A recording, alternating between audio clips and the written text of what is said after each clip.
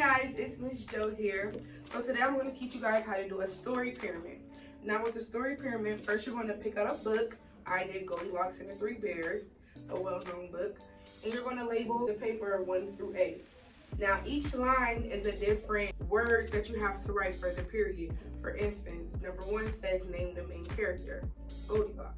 Number 2 says 2 words describing the main character. I said selfish and rude. 3 words describing the setting, which is a forest, a cabin, and it was mainly daytime. Number 4 says 4 words stating the problem. Goldilocks breaks in house, which is what she did. She broke in the bear's house. 5 words describing one event. Goldilocks is eating their porridge. 6 words describing a second event. Goldilocks is sitting in their chairs. 7 words describing a third event. Goldilocks was laying in all of their beds. 8 words describing the solution of the problem. They seen her and then she ran away. It's very easy, very simple, and I hope you guys enjoy this.